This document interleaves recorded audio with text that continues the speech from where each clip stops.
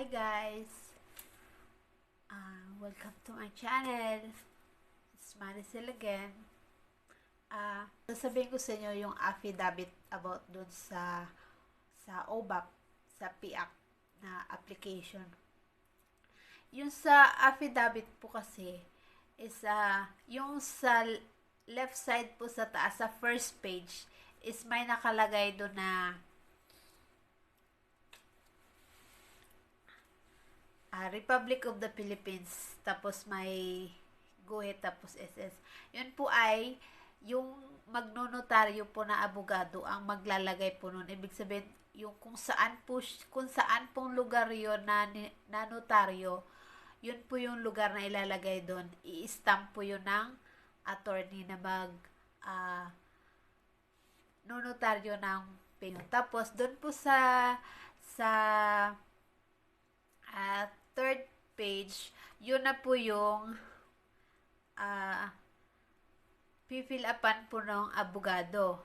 Yung mga ano niya po yun doon, yung katulad po, ipapakita ko po dito, yung katulad po nun sa mga documents number, page number, yung nasa taas po. Tapos lahat po na may mga blank is yung attorney na po ang maglalagay niyan kasi siya lang po yung pwede maglagay.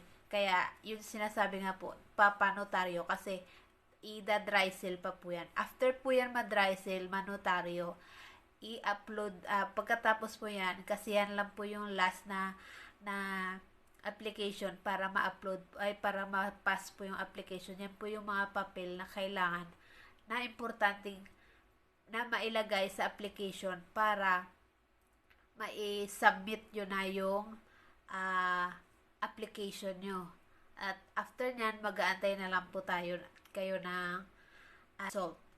So, this school year 2023 to 24 ay ang deadline po ng application is sa August 16 na po.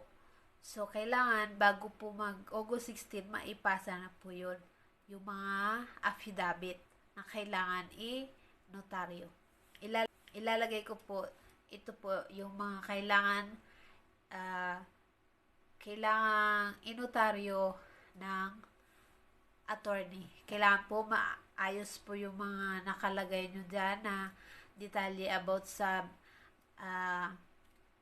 income, ng family. Kung wala naman pong stable na income, pwede nyo naman po lagyan ng kung magkano lang po yung kinikita ng pamilya sa isang buwan, ng nanay nyo at saka ng tatay nyo, or kung nag-aaral kayo, ay kung kayo mismo, kung wala na yung parents nyo, ilagay nyo lang po, basta true lang po yung ilalagay nyo dyan. Tapos